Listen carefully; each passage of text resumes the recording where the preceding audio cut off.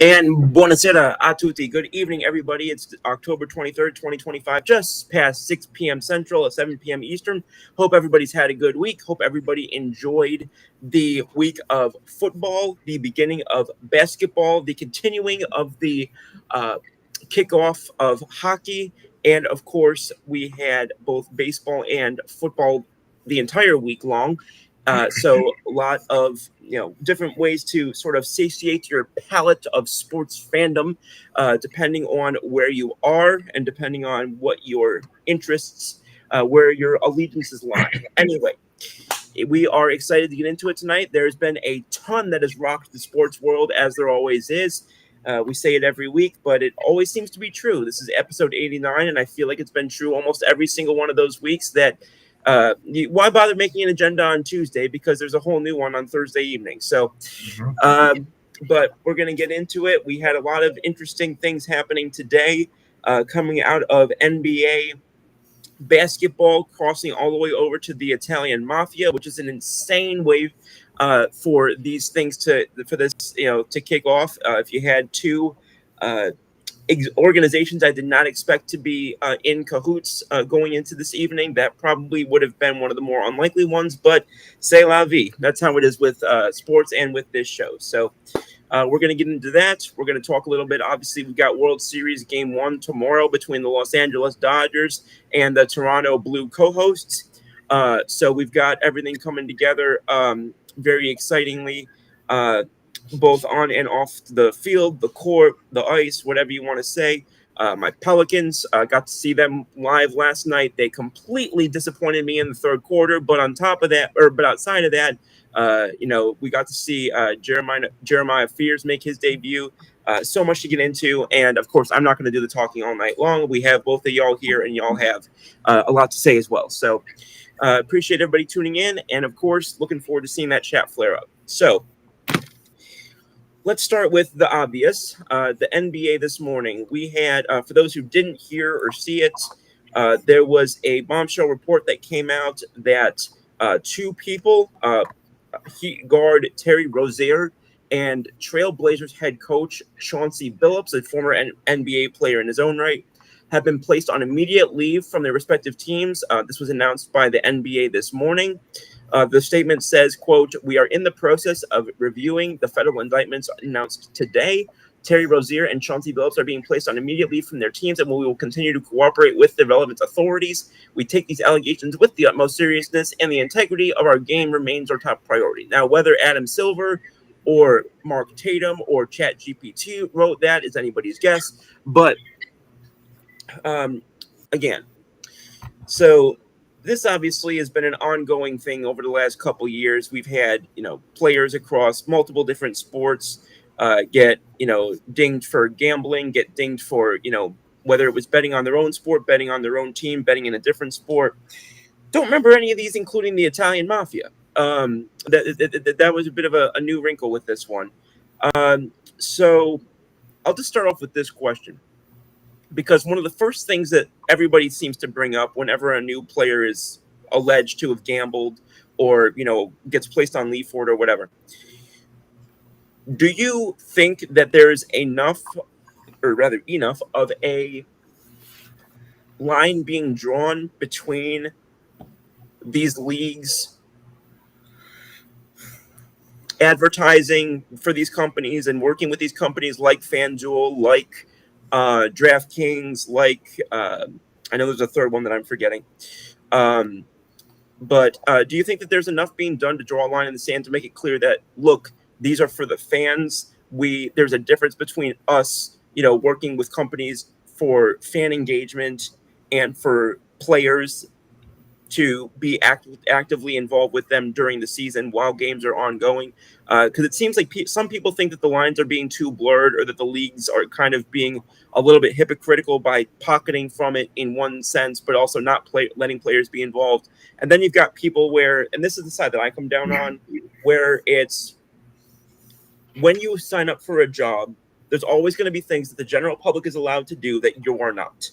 And that is a price to pay for the agreement that you signed, the contract that you signed, the things that you are benefiting from, which is not just on the court. Now it's in this day and age, there's a lot of branding, there's a lot of media money in one thing or another. There are certain concessions that you make when you decide to not just be a public everyday citizen. You decide to be not and you decide to be a professional player, and you decide to be a representative of a league and of an organization. That's the side that I come down on. People have said that I'm a shill for the owners for that, which I think is an insane take, but that's beside the point. That's the side that I come down on. But if anybody else has an opposing take or a sort of a different take that maybe I'm not seeing, I'd love to hear what you guys think, because it's a take that I've heard repeatedly just in the last sort of 8 hours. So we'll kick this around. I'm going to start with Brandon. Waking up today to something like that is something that is even more mind blowing than some of the times when we've seen, in the last 10 years, like, oh yeah, this guy gambled, so he's gonna miss a game or be suspended for a season, or like, but something like that. But it was already bad enough coming into the off season when we knew in baseball of Class A being basically done for life. And Luis Ortiz, there were two of them. Yeah, but the bigger story is the bigger player. Yeah, no, I know. I just wanted to mention that. Yeah. So that was already bad. Now, but that's just sports gambling. So the crazy thing here is that there's two separate sides with this whole thing. The Terry Rozier thing is just sports betting related.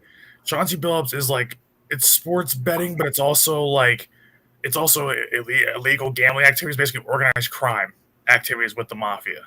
Yeah. And so, I heard what the inside the NBA guys, the ESPN guy, obviously, Chuck, Kenny, Shaq, they were talking about it just now. They're still talking about it, but I like what Kenny had said about the whole players thing, and like I see what both Chuck and Kenny were saying was that, it's an addiction, because it is, but also that these guys are also, it's an addiction, but you're also being stupid about it when you make that much money. And like, there's no reason for you to be basically doing stuff on the side, illegal activities, sports betting on prop bets, and taking yourself out of games. Like it's ridiculous. Especially for someone like Terry Rozier, who's making $26 million a year, like everybody's been saying all day. What the hell do you have to gain from taking yourself out of a game, basically faking an injury, taking yourself out of the game, and pocketing money from that, and giving people information so that they can profit off it? Like, what the hell do you have to gain from that? Seriously.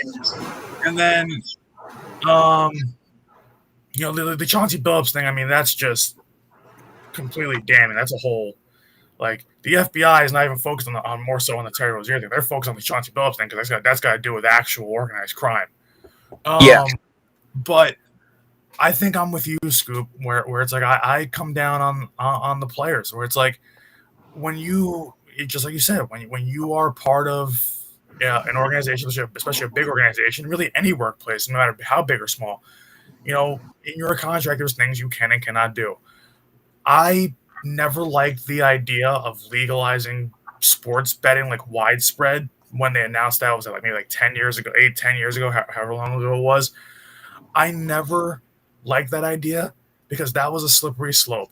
Like, yes, there was already under the table sports betting and whatnot, but I don't think it was to this extent.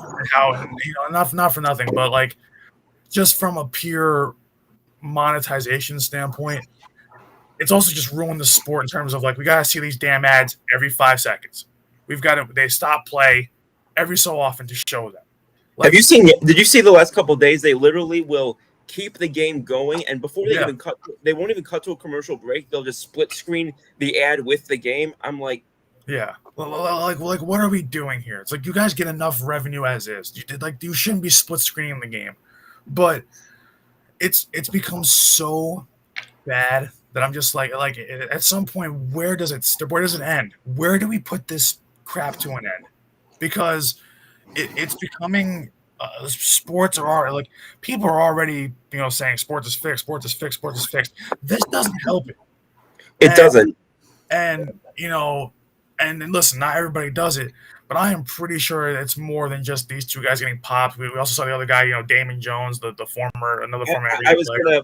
once I went to y'all, I was gonna read more into the because the Rozier kind of stuff we already knew about. The Billups stuff was much more new and, like you said, much more damning. And I was gonna read the report, that I have in front of me. Once I got to you guys, I just didn't want to cut you guys off. But so I've got that report, and I'm gonna read more of it after I go to Jay. Yeah, the last thing I'll say on it is just, if it was me, if it was my league, like if I'm in charge of this, like I like honestly, I just don't, I don't want players on their phones, like period. Like once you come into the arena that day or whatever it is, or not even that day, but like, you know, something has to be done where you cannot allow these guys to bet, period. Like you're already making an ungodly amount of money, so you should not be allowed to jeopardize the integrity of the game for more money. Well, the thing that I would respond to that, and I don't disagree with you, but the question that I have is, I mean, that only is going to account for the times that they're going to be practicing and at the game. I mean, if they're placing these things at 12 or 1 o'clock at night or on off days, I mean, that's not doing all that much to really, actually make much of a crackdown on it, in my opinion. And it's also hard too, because when you look at it this way, it's one thing to bet on yourself, like to put a bet on yourself, like for like and to play better, like play up to that bet, and to keep doing that. Like, it was no secret that Jordan was doing that. There's no secret that Pete Rose was doing that, but they weren't throwing games. They were betting on themselves to win games. And it gave them like an extra kind of like motivation in a sense. But I still have a different thing on Pete Rose, but I'll come back to that later.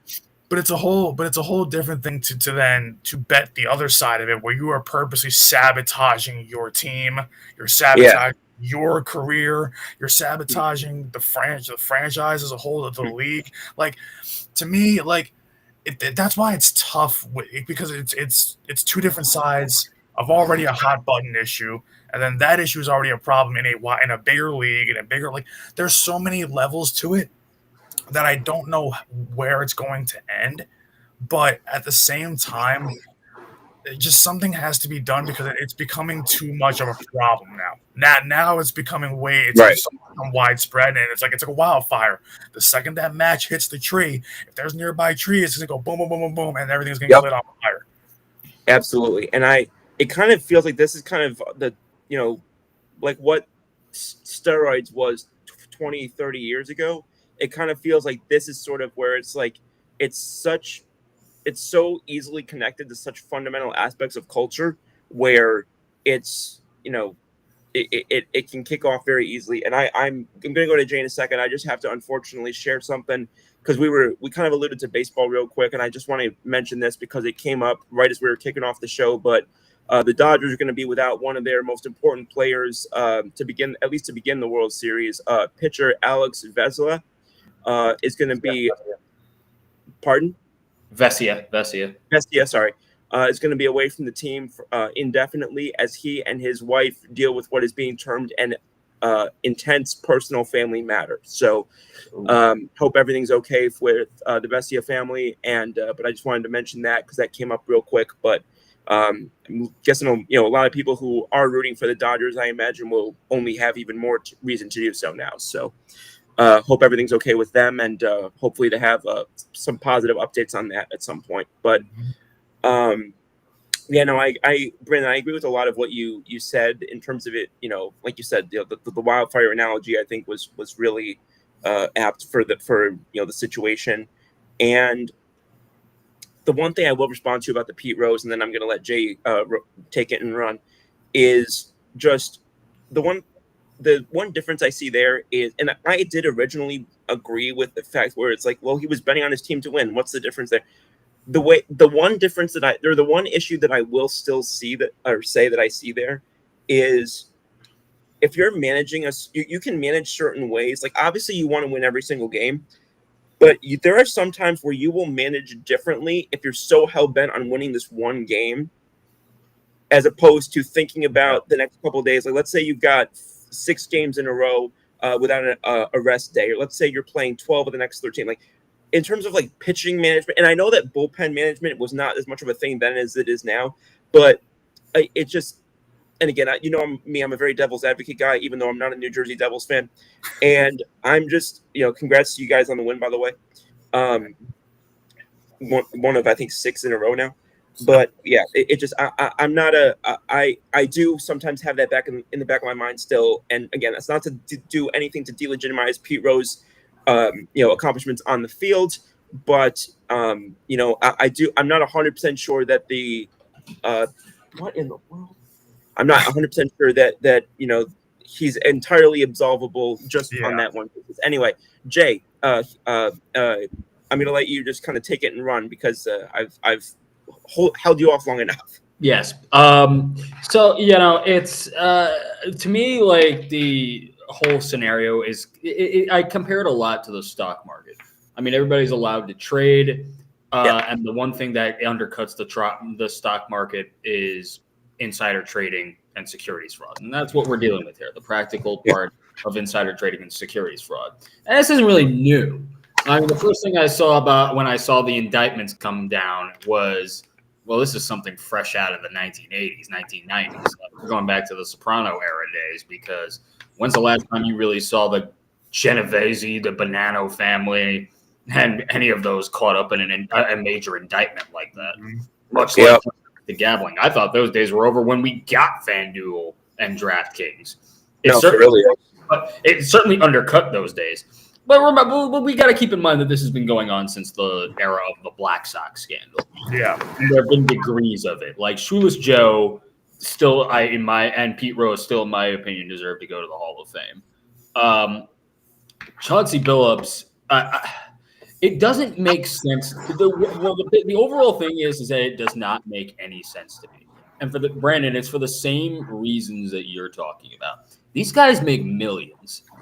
Shoeless Joe Jackson had to be wearing his dirty laundry on the baseball field because he had a cheap owner. He had a reason. This one, it doesn't make any sense to me because you're making millions. The Trailblazers weren't on the road to like a playoff berth, in my opinion, but they were getting better. You had all the opportunity in the world, and people just got greedy.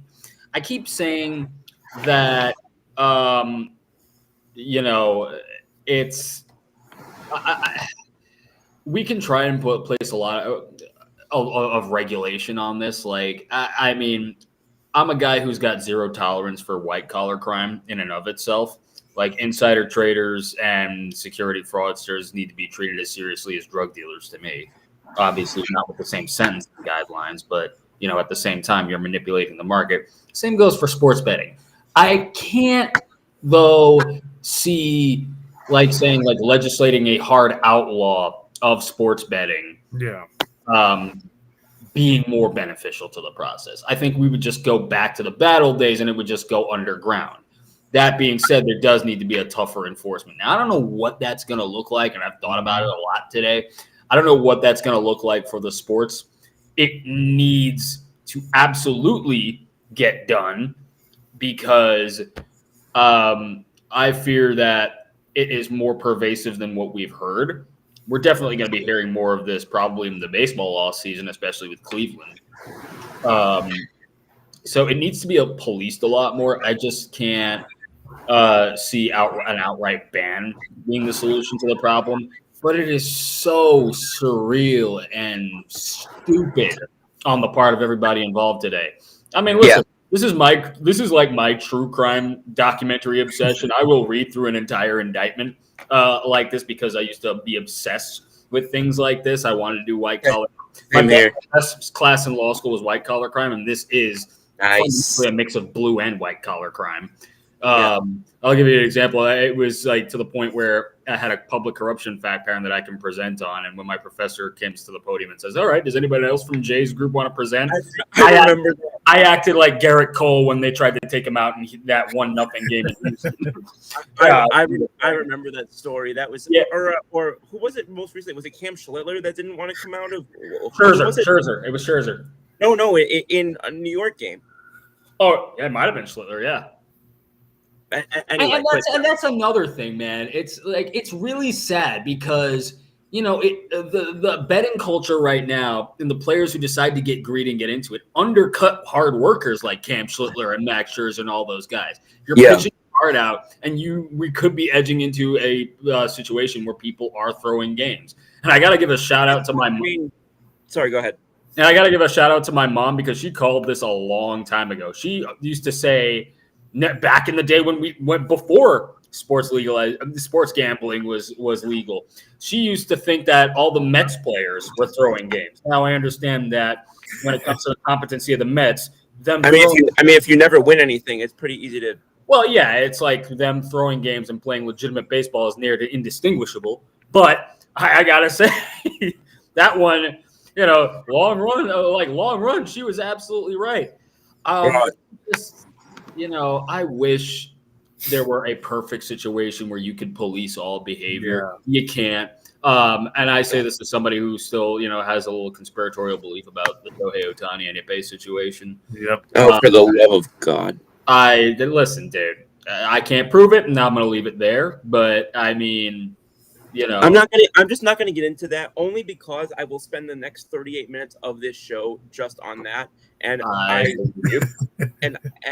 need energy left over for the other show that I have to do in a couple of hours. So that's the only reason why I'm not going to hit back on that. But anyway, continue.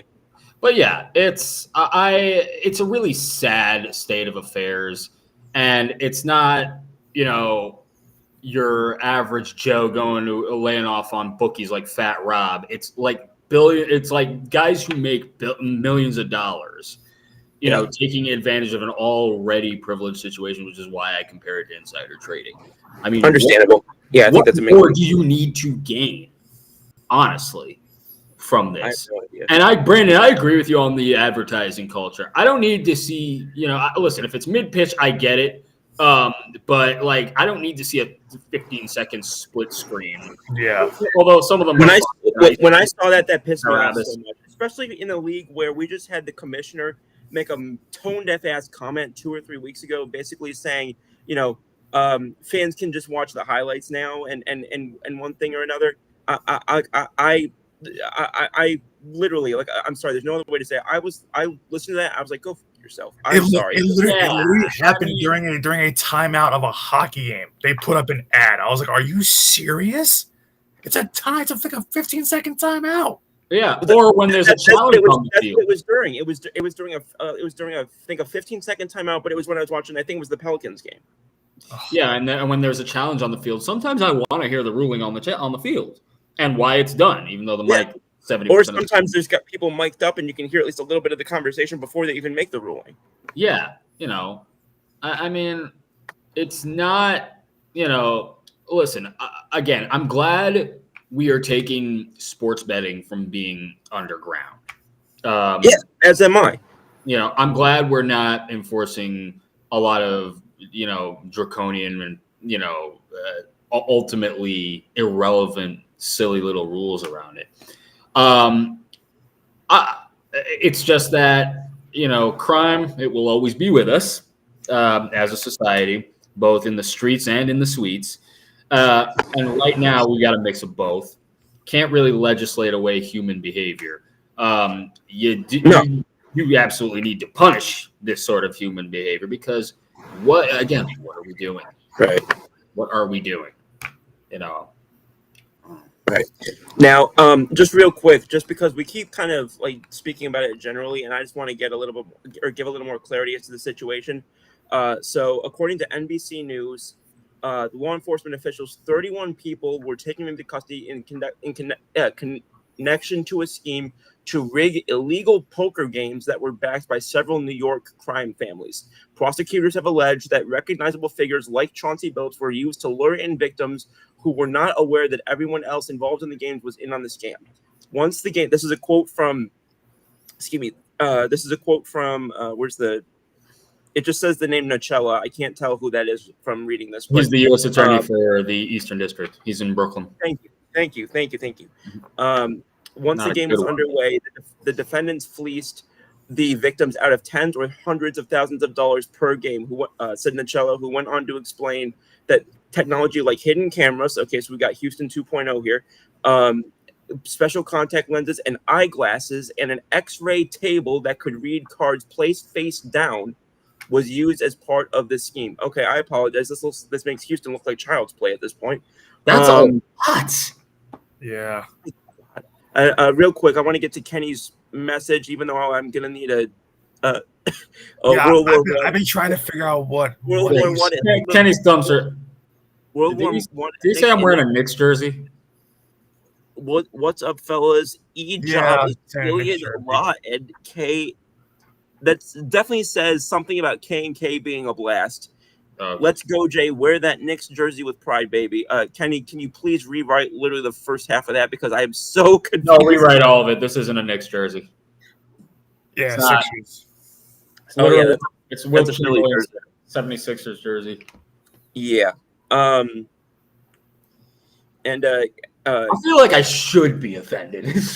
Aaron Katursky of ABC News went on to say that this is separate but related to the illegal gambling case for which Rozier was arrested. So there's some connection somehow, but they're also separate. So yeah, he's not named in the first indictment, I don't think. I'd be very. That kind of makes me wonder. He said, "Okay, bye, LOL." Call it a Knicks jersey twice.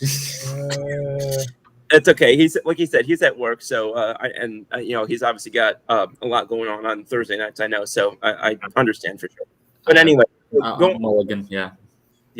So going back to this, and again, maybe this is just because you talked about having a conspiratorial mind, and so do I.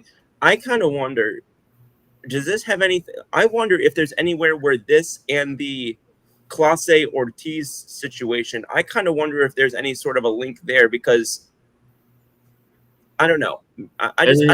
Maybe he was in one of the poker games. Possible.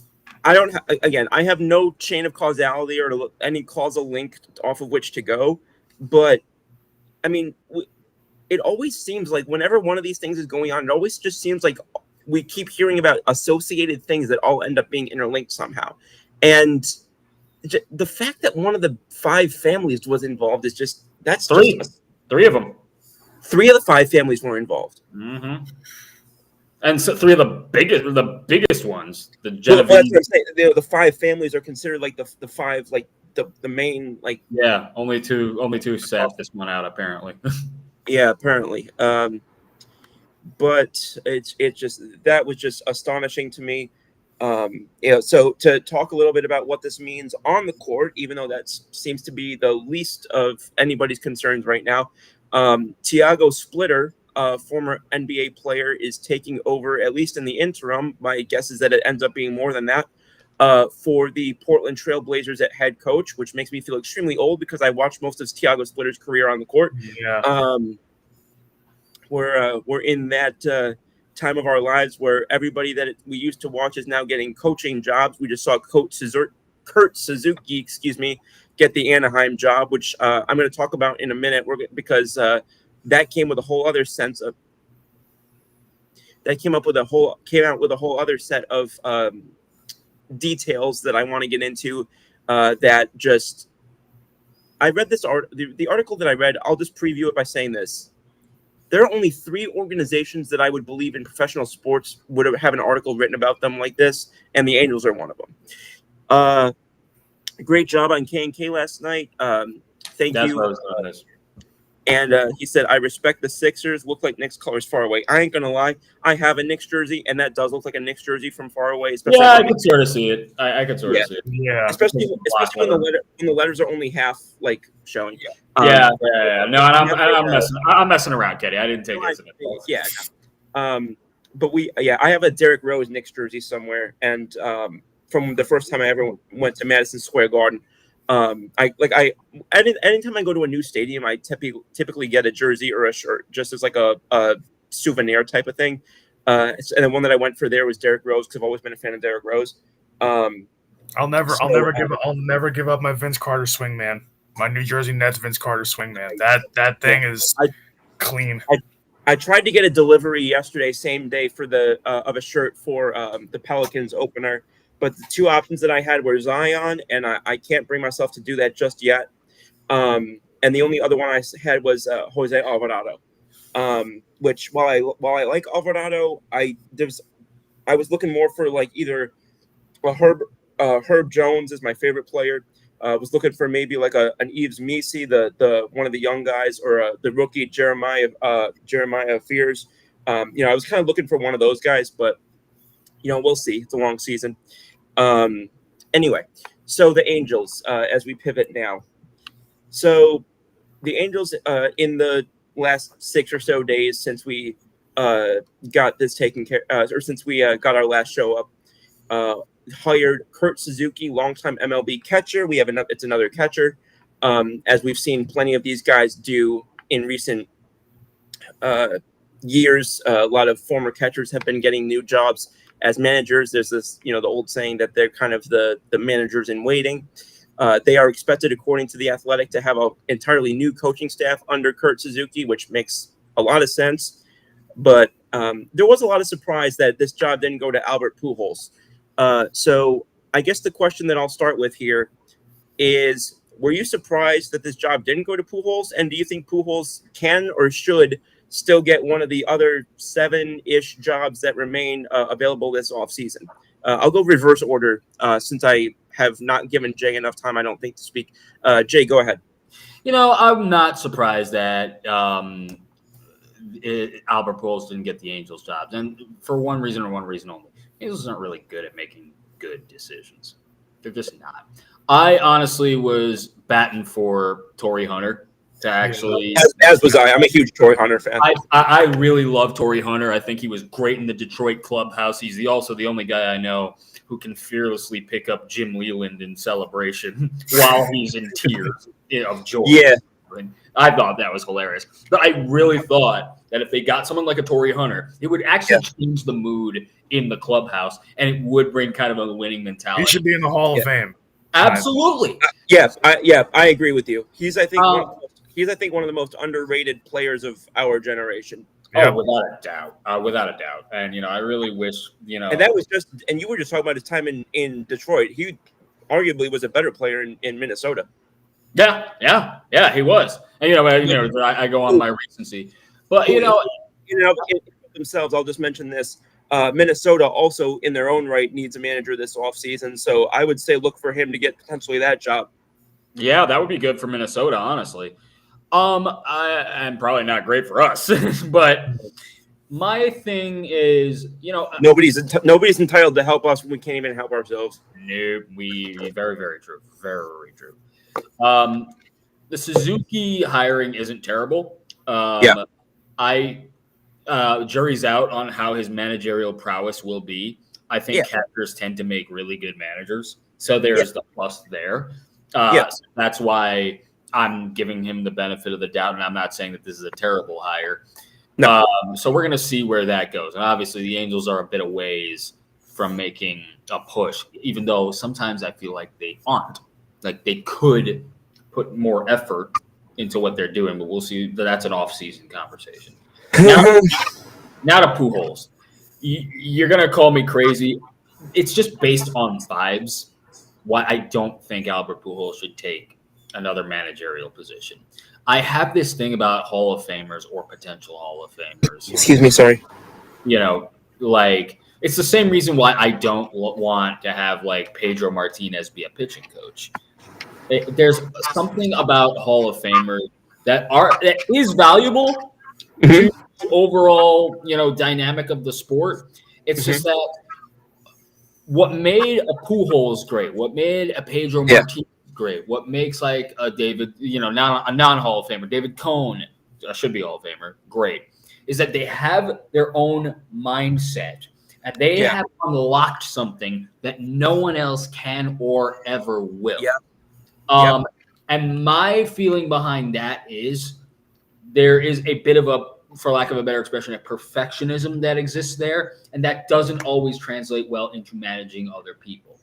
Sometimes, I think you put that super well. yeah, thanks. Like sometimes the best places that you can teach is when you're in the studios at MLB TV, Yep. like Pedro does. I Yep. think Pujols, Alex Rodriguez is another one. yeah, and I think Pujols has had a stellar career. There's also the part of me that doesn't want to see any part of his reputation tarnished. I think everybody's always going to love Albert. That's. Yeah. I'm so glad you said that, because when I think like this happened a few years ago, and I think a lot of people have even forgotten about this. Barry Bonds briefly was the manager, or I'm sorry, the hitting coach on the Marlins for the Miami Marlins. Wow, And- can you even imagine that?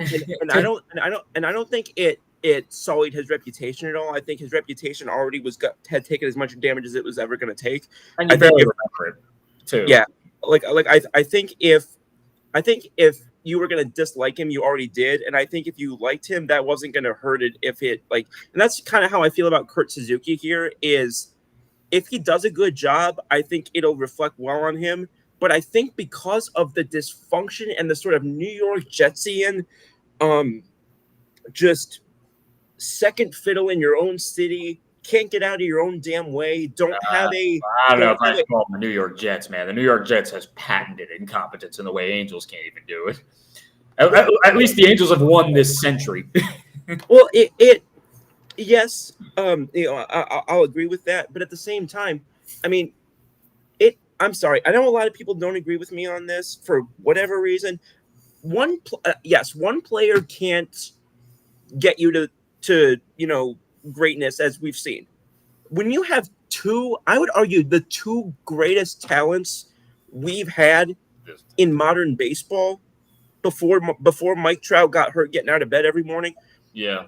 And you can't even forget about to the World Series. You can't get them a playoff win? Are you freaking kidding me? That just shows how bad the rest of the team was. Yeah, when Mike Trout has as many RBIs as Andy Pettit. But I was reading something earlier today. For whatever reason, I can't find the article now.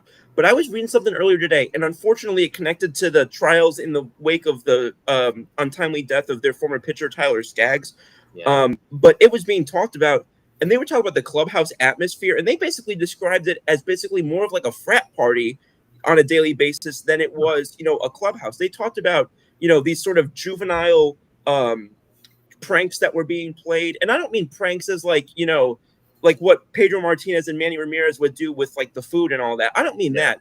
I'm talking about I was reading about bugs in your nose and one thing or another, and the person who sent it to me was like holy middle school, and that's the best way I can encapsulate that. But I only bring it up to say it's a perfect encapsulation of how just a ridiculously there's clearly no standard set in that clubhouse.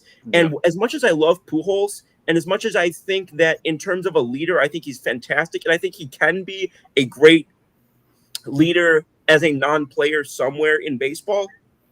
But here's two things that I can think of. One, I completely agree with what Jay said, because look around and see some of the former players that have been hired recently. It's not the Ryan Sandberg types. It's not the Derek Jeter types. It's guys who had decent playing careers, but not great ones. I mean, hell, even Joe Girardi, he was not a great player. He had good moments. He had great moments. He was not ever going to be a Veterans Committee Hall of Famer even.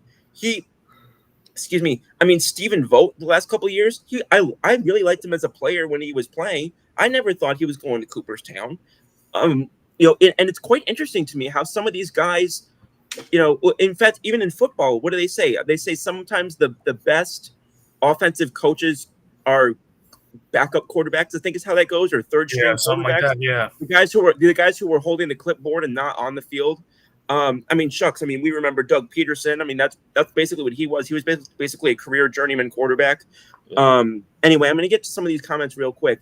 Kenny says the Sopranos always had poker games with celebs.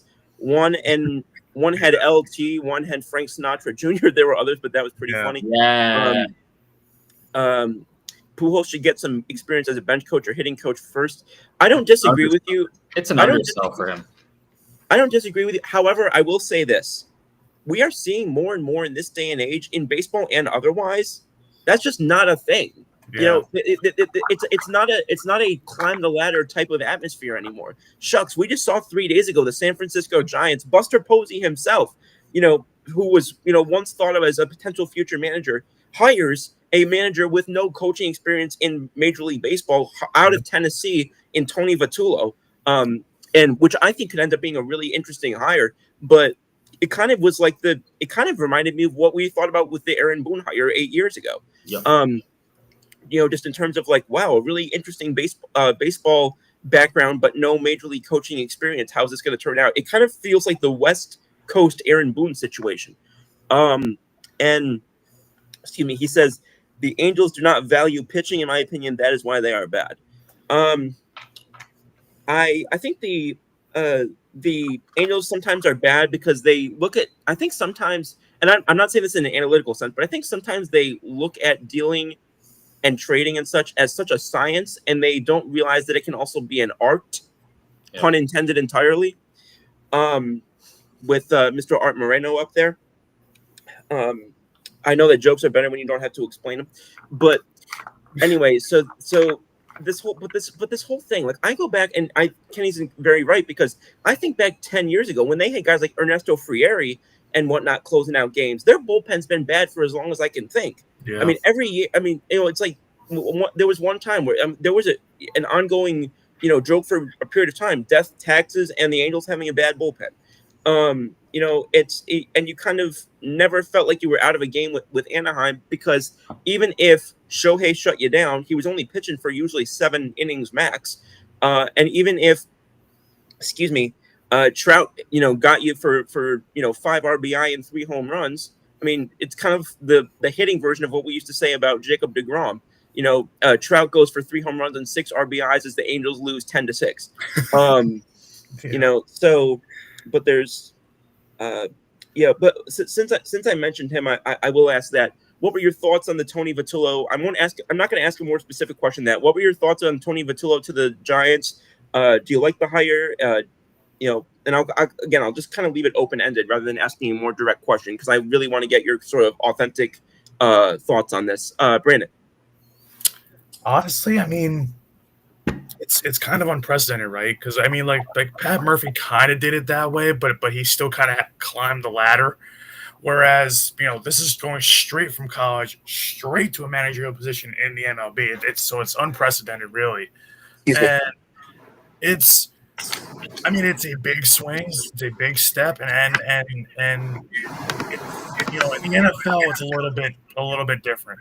But in baseball, you know, on PTI tonight, because they were on, they were talking about the pardon the interruption. Okay. Yeah, they were talking about the whole move for him, and they said that baseball is the one sport where it's kind of different to just jump like that versus, you know, any other sport. And I can't remember, like they said that it's like it's different when you're managing, you know, a bunch of guys that still pretty much have to develop like in the minors in baseball. So it's like these guys are like in college sports, in other sports, a guy that's playing college basketball, college football, whatever, like, you know, a lot of these guys are almost pro ready, especially at the bigger colleges, whatnot. But in college baseball, a lot of these guys will never see the MLB. A lot of these guys are guys that's like they're playing in college, they're having a good time, but they have to climb through the minors, and it can take years and years and years before they get there. Like it's a way different kind of coaching mindset to coach a college baseball team versus an MLB team. the same thing you can do in college baseball, you really kind of can't do it at the MLB level. So they were mentioning something to that effect. And so this could be a situation where, I mean, it could work out really well. Or I mean, listen, it could backfire. You know, we have to see. You know, because there's no, like I'm saying, there's no precedent for this. So it is very tough to kind of navigate it if you're him in that situation. I mean, listen, Buster Posey, former catcher. You know, we know that you know, without injuries, he'd be a Hall of Fame catcher. We know that, you know, that guy has a great mind for the game, so I trust any move that he kind of makes. But it's definitely a situation where it's a big swing. It's a big risk. But I guess in his mind, you know, it's high risk, high reward. He's banking on it. So, you know, I trust it for now. Probably not the move I would have made in his shoes, because it's just not how things are done. I mean, so, you know, someone has to break the mold eventually, and this is going to be the thing that kind of starts that. But Right. at the same time, you know, the Giants, pretty much since winning their championships, have not been a great organization. You know, they're trying to get back to that. When you're trying to get back to that, if you're going to hire a guy straight out of college like this, that means you're going to give him kind of room to build a little bit. To develop, yeah. Which I don't necessarily hate, because I think that there's a lot of precedent there's no precedent for this per se. I think there's a lot of precedent for hiring a guy kind of, you know, we talk about guys like Belichick and whatever. Yeah. I'm not saying as a coach, but moving off of guys 1 or 2 years early rather than 1 or 2 years late. I kind of wonder if this is them wanting to bring in somebody 1 or 2 years early rather than miss him by 1 or 2 years. And the Giants, as we know, tend to be a very cutting edge organization. They were, I think, the first coach or the first organization, to hire, I think, a woman to be a coach. You know, they do a lot of these things. They're the first to be in a lot of different things, and are perceived as such. So I'm kind of really not surprised that they went with a somewhat out of the box hire here. I mean, shucks. I mean, you know, about a year or two ago, whenever it was, they brought in Buster Posey to lead baseball ops. Yeah. And at first we were like, what the hell is that? And then after a few minutes, we were like, well, of course they did that. Yeah, it's kind of like that sort of shocked but not surprised type of thing. And when you look at his resume, like, it's not like we're talking about somebody who has sort of a Matt, no disrespect to him, but more like a Matt LaFleurian resume where there's not really a lot of numbers backing him up. This is somebody who has been a very winning coach at Tennessee. This is somebody who has developed and coached a lot of players that have gotten MLB either high draft picks or at least solid looks in the minor leagues. If you have do you have anything else on that before I kick us off to another topic?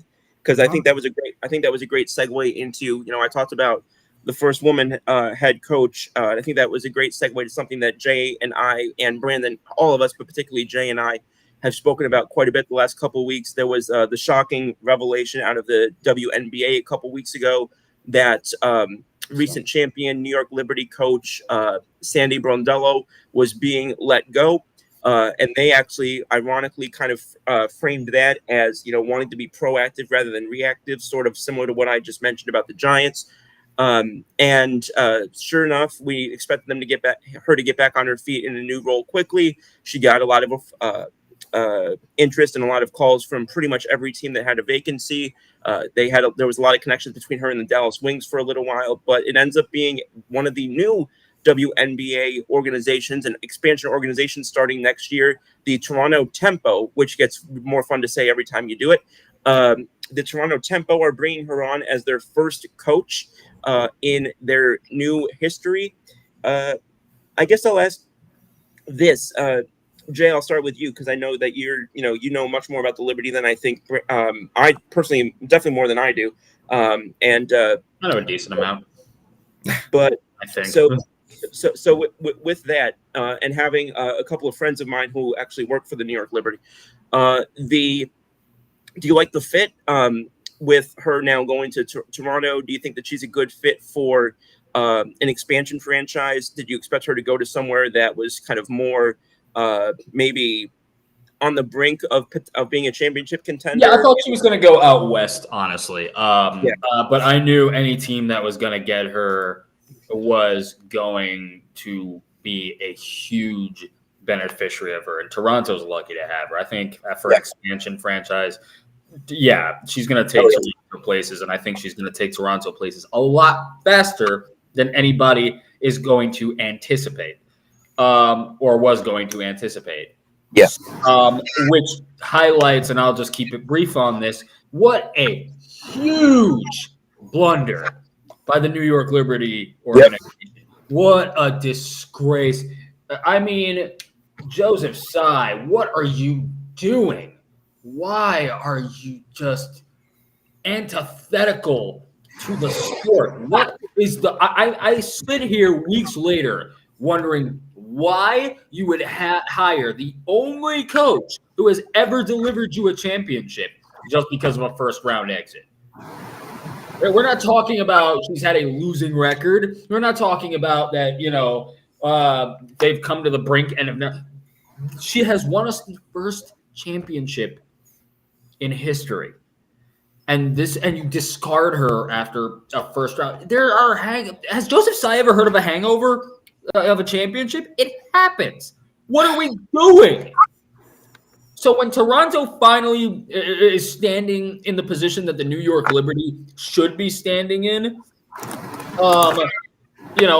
expect that. Expect the justifiable Monday morning quarterbacks when it comes to the ownership of the New York Liberty. And also, don't be surprised if some of the New York Liberty free agents go to Toronto. Like, I don't know if there's going to be a fit there yet. I'm a little ignorant when it comes to Toronto's team. But we're going to lose free agents because a lot of free agents came because of Coach Sandy. Right. The idea remains, what are we doing? Joseph Tsai, have you thought of locking in? I've been waiting for that phrase to come back. It's gonna be the title of my book if I ever get over my ADHD and decide to write one. Oh, that was too relatable. I appreciate that. Because obviously, I think I told you this. If I have been watching any WNBA recently, it's mostly been the Dallas Wings. I'm a big Paige Beckers fan, so I don't follow the New York Liberty entirely closely. However, I did watch the now infamous press conference at the end of the season when she was sitting with, I want to say it was Brenda Stewart and Sabrina Ionescu, where the reporter basically asked, what do you think about the people talking and saying that Coach Sandy should not be back with you guys next year? And I'm pretty sure it was Brenda Stewart who looked and kind of just went, what the and I think a lot of people weren't quite sure what to make of that. I know that it made a lot of headlines, but it definitely went on to make significant more headlines, obviously, when she was let go. So I'll be curious to see how, like you said, how she is received in Toronto. How, are they one of the teams that can catch success early? Because obviously there's a lot of teams that have struggled to do that, but there are some teams that have been able to do it right from the jump. Either one of y'all have any more on that topic before I kick us back to one of our mutual teams in the Philadelphia Eagles in the before our rivalry game this weekend? Jay, I understand your frustration with Joe Tsai because that's my frustration with Joe Tsai. Yeah, I can't stand him. If there's anything I hate more, it's Joe Tsai has made me lose interest in basketball because, this is just on my own thing. When it comes to what the Nets were before he took ownership, they were fine. They were fine. He's ran the Brooklyn Nets straight into the ground. And I mean, not that we were, anything special to begin with, but it is what it is. I can't. I don't like him. So I can understand the frustration in in with the Liberty and what they're doing there, because when you get a championship delivered to you, but but the main New York team that you're owning can't win anything, and now you go out and ship your winning head coach out of there for pretty much no reason. It shows that he has no clue what the hell he's doing. He's just basically saying "F you, I'm an owner," and that's it.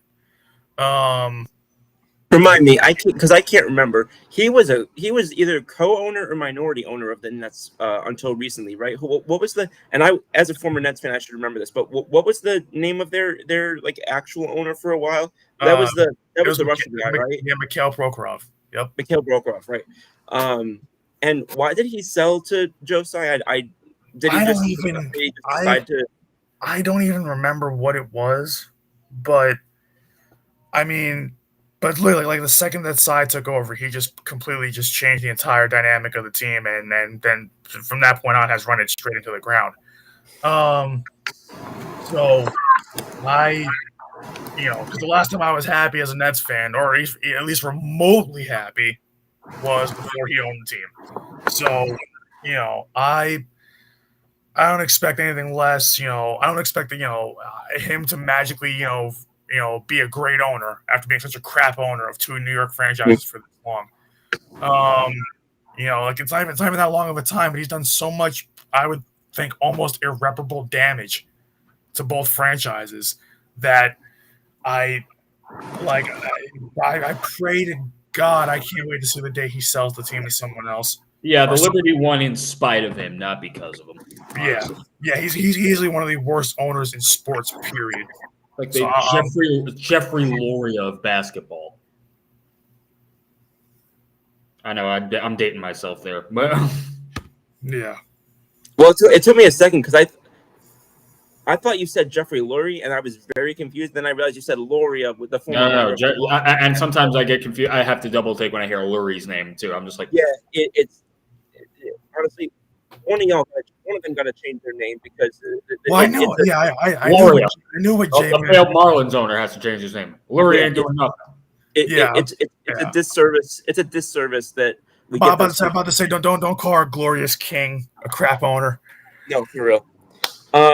All right, so with that, we'll pivot back and we'll end it on a high note, hopefully. But we've got the Eagles going up against the Giants this week. Definitely a revenge game, hopefully a get-right game with the obviously the horrible taste in the mouth still left by not this past week, but the week before that with the game against the Giants. Before obviously we had the much more encouraging, although still with decent amount left to be desired against the Vikings. But then we had, kept talking about needing a pass rusher. Don't know if this is the exact one that we expected, and I don't know if this is the only one that we'll get. However, we did bring back a familiar face in the fold this past week.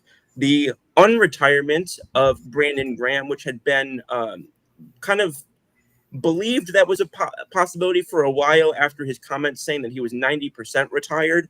And then people started to kind of connect the dots over the course of time with the fact that the Eagles needed a pass rusher, and he had never really sort of fully slammed the door since those last comments. But it did become official on Tuesday on his podcast.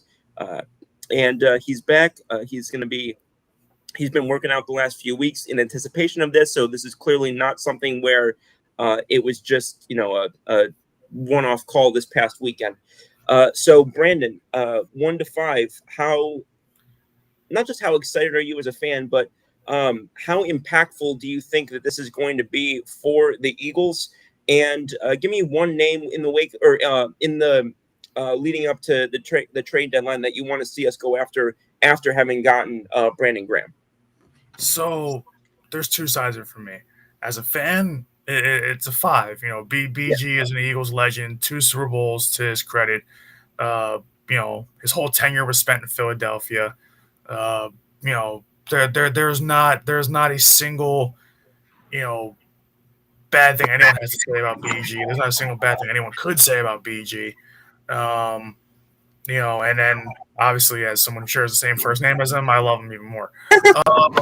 But I think from a team and player standpoint, right now, because we haven't seen what he looks like yet coming off retirement, I'm going to keep it at a 3, just because we have to see what, or 2.5, I would say, somewhere in the middle there, because we got to see. Well, first of all, we don't know how much he's playing this week. If he's playing, there's some kind of vagueness there, and then but what was encouraging was him saying that he still believed that even when he announced his retirement and had that press conference, in the back of his mind, he didn't want to retire. He said he felt like he still had more left in the tank, and when most players say that, it's usually not true. When Brandon Graham says it, I tend to believe it. So I want to see what it looks like. I am happy about it.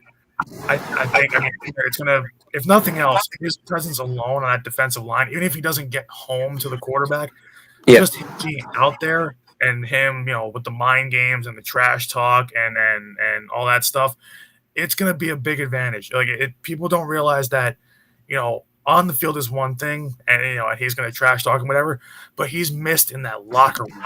They still need that leader there, because listen, is Jalen Hurts a leader? Yes. Devontae Smith a leader? Yes. Saquon? Yes.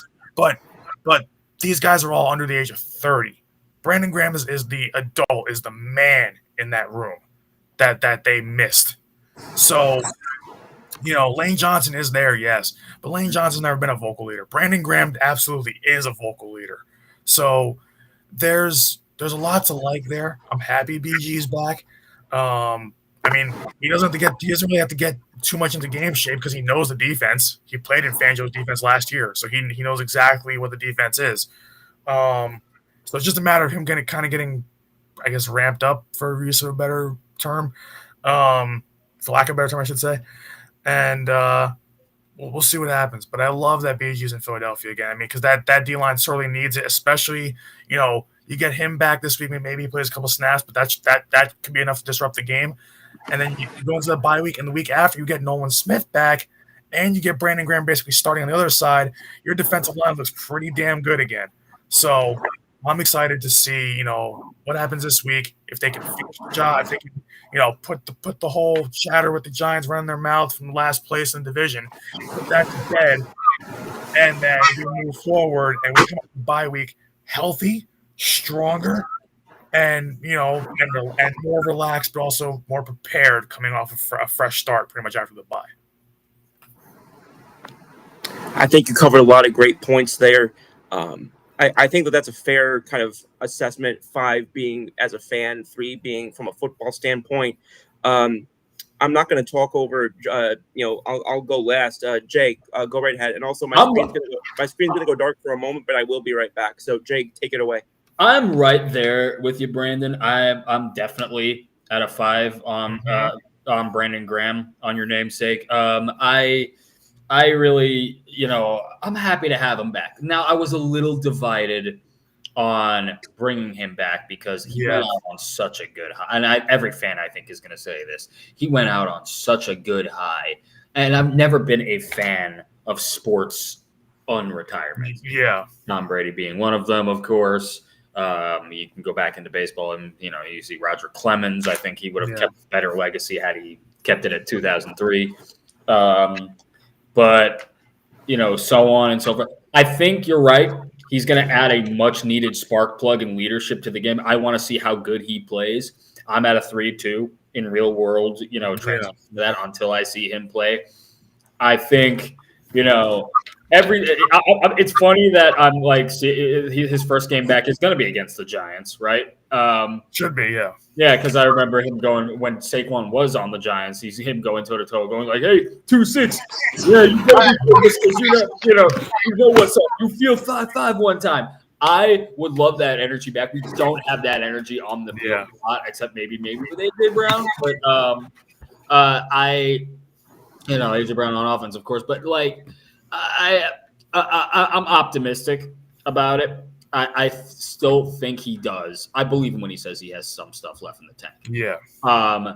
I don't know that injury is going to be, a factor with him. I don't know. Like, he clearly, he did full practice today, something I'm happy about. He didn't have obviously a preseason, so that's one of the things that I'm working out for. And of course, he's just slotting back into this. So I think Philly fans also need to be patient that there might be a slow start. Yeah. And I think we are going to be patient. I think we're going to give it give it a chance, even though we really need to punch the Giants back in the friggin' mouth Sunday, because it has left talk about a bad taste. I'm trying to pretend it didn't happen.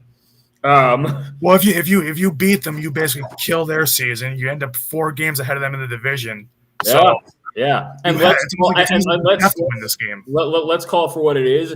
These are not the Giants that any of the three of us predicted they were going to be. Like, maybe I'm overrating Jackson Dart a little bit, and I think I might be.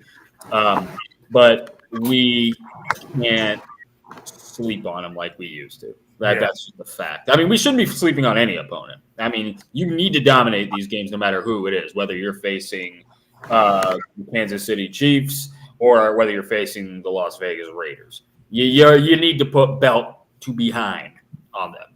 And I think Brandon Graham is going to spark that in the locker room. And I think if we also trade for, one more guy, maybe like a Bradley Chubb or an Alontae Taylor, I think we can have a team where we move forward and we're complete again. And again, that repeat is more of a reality.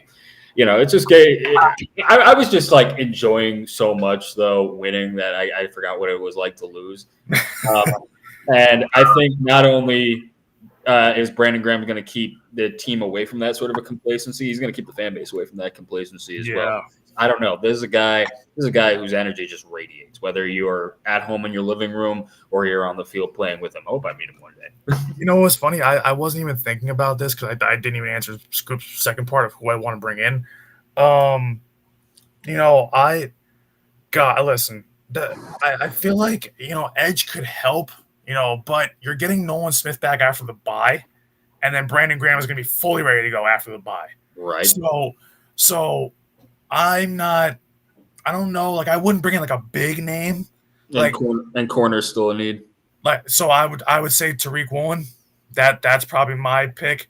Even because Seattle fans are like, oh my God, you guys are gonna hate him because he can't do this. I'm like, listen, he can't be worse than Dory Jackson and Keely Ringo. I'm sorry, I can do better. I don't know. I don't ever want to see them again. Like I don't care how bad he is not worse than them. Well, please, he is not worse than them. So bring him in. He'll be cheap at least, and he'll be at least somewhat better, at least serviceable compared to those two numbers. Yeah, I do not adore Dory Jackson. No, guy tackles with his head too, which is like you're not. That's Cam. not safe. Yeah, you're not Cam Scadaboo. You're not gonna, just run over everybody with your head. You don't tackle with your head as a defender either. So Cam CTE boo. Yeah. Speed run. It's a speed run. I'm telling people. I mean, Brandon. In all fairness to Dory Jackson, when your head is so far up your ass, you don't think that there's much of an injury risk. I mean, I also, well, first of all, I want to make sure that I'm not cutting off Jay. No, you're fine. Go ahead. All right. I just want to get to this kind of information. This came in from two guys, Zach Berman and Anthony DeBona. Both of them are longtime Eagles covering Eagles coverage, very respectable and very well thought of in Eagles media circles. This is I'm going to just read a couple clips here from Anthony. Says Eagles could have some roster juggling to do this week if they're going to bring back both Darius Cooper and Jacorian Bennett from IR, which I have heard at least in particular that Darius Cooper is expected back. They currently have one open roster spot, and Brandon Graham technically has a 2-week window to return without occupying a roster spot, according to Zach Berman. So that means they have until November 8th to actually activate him to the roster. So I'm not guessing by the way that they phrased that, and from what else I've seen, it doesn't sound like they intend to have him active this week on the roster. But like both of y'all said, and I'm going to double down on it too, because y'all know me. I'm as analytical as it comes. I love Pro Football Focus. I love Next Gen Stats. I love all this stuff. But my goodness, the quotes that you were reading this week, there's an energy in that practice that has been missing the last few weeks. Oh my God. Yeah. Jordan Mailata, some of the young guys, all the way down. And also, I'll even say analytically, last year, who was the highest graded lineman on the Eagles defense? It was Brandon freaking Graham. Yep. And then we'll go back to, and then we can go all the way back in his history. Forced fumbles all time for the Eagles. Brandon Graham was behind only one guy, Brian Dawkins. Tackles for loss. Brandon Graham, top of the list. QB hits. Brandon Graham, second on the list. Every defensive stat you can find, this guy's in the top 3 or damn close to it. And then you've got somebody coming in who's telling guys that, they need to lose weight, or who's telling guys that you can smell them from here, or whatever other ridiculous stuff Brandon Graham says. Man, Brandon Graham gets into players' heads. Brandon Graham is he is the psychological version of what Ndamukong Suh was to a lot of teams. And let me tell you, sometimes I'm trying to remember who the quote was from. I think it was from Mike Tyson. But there was a famous quote by somebody that basically said, "I knew I'd beaten them before I even stepped into the ring." And I think Brandon Graham has had offensive linemen at times believing that they've lost their matchup, they've lost their one-on-one before they even got up to the line of scrimmage. And I'm damn glad he's back. We've got the Giants this weekend. Even if he's not on the field, I know his presence has been felt this week. I know his energy has been felt this week. And that's why I said when he came back, it's not just what he can do at the line, it's what he provides and what he sort of the aura he puts out for the guys around him, both on the sideline, in the locker room, and then when he is up at the line. And I think this defense and this locker room got a hell of a lot better this week, and I'm excited for the second half. And for people who said, oh, this was a desperation move. Oh, this is, only going to be for half the season. Oh, this is going to end his, or this is going to be, a sort of a disservice to the way he went down, or the way he went out on top. Funny, because I remember back about 12 years ago, there was an Eagle who we thought had gone as high as he could before he left us by going 27 touchdowns, 2 interceptions. Guy came back. I think he went out pretty well on top when he led us to the playoffs for our first Super Bowl run in 2018. The guy by the name of Nick Foles.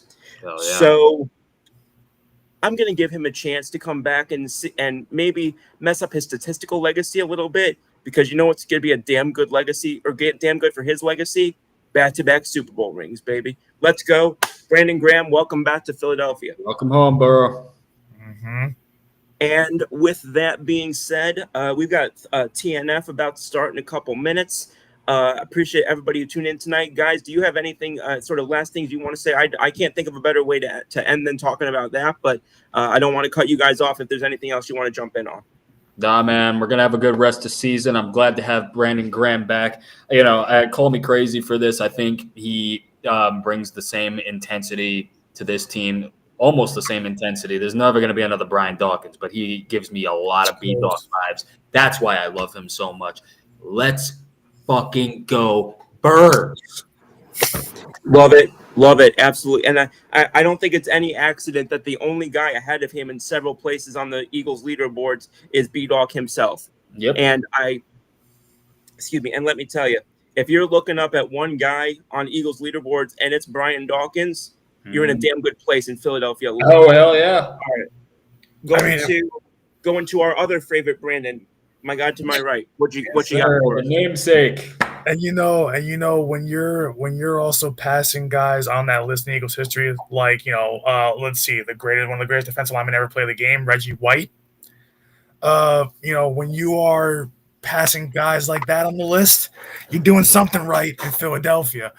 Or hell, even just guys that he's played with over the years, like he has the same impact, I feel like, to this team, like what Chris Long did for that 2017 team, where it's, he might not, statistically we might not see, the greatest version of Brandon Graham, but, a leader in the locker room, a leader pretty much on and off the field, but will always be, at least if he's not the guy making the big play, he is impacting the play every time he's out there. So I'm really excited, thankful he's back.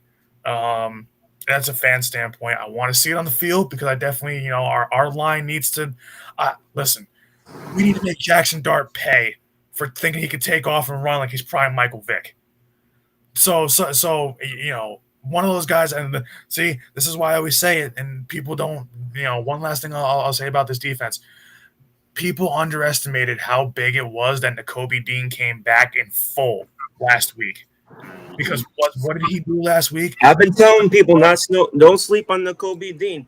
Nakobe Dean is one of the best run stuffing linebackers in the game. He was last year when he was healthy up until he got hurt. And him and Zach Bowen both would have finished with 150 tackles on the season, and they both would have been all pros if Nakobe Dean didn't get hurt.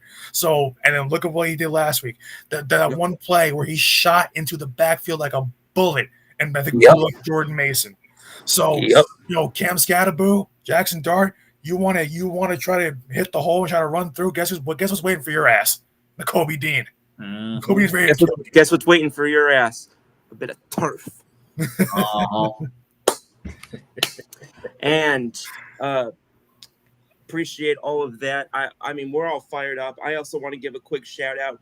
She was supposed to be here tonight. Travel plans have her a little bit delayed, but shout out to my mother. She's going to be here for the first time tomorrow. She's here to do a lot of things. And guess what? One of the main ones is we're going to watch Eagles versus Giants this weekend at my apartment. I'm so excited. She's going to be down here for that. We're also going to a little bit some other New Jersey Northeast lore I'll drop going into tomorrow. We've got the Bruce Springsteen documentary movie that's going to be dropping tomorrow, and we're going to go see that as well. So it's going to be a big Italian upstate Northeast infused weekend down here in the 601, but we're excited about it. And again, like I said, welcome back, Brandon Graham. And for Jalen, for Coach Sirianni, for Mr. Patullo, and for Coach Vic Fangio, the people remember the miracle at the Meadowlands. The people watched the miracle at the New Meadowlands. The people want the miracle after the Meadowlands. Let's go. Fly, Eagles, fly. We'll see you next week. Thank you for Brandon, for Jay, and for Scoop. We'll see you the 30th. Same Scoop time, same Scoop channel. Brandon, Jay, and Scoop.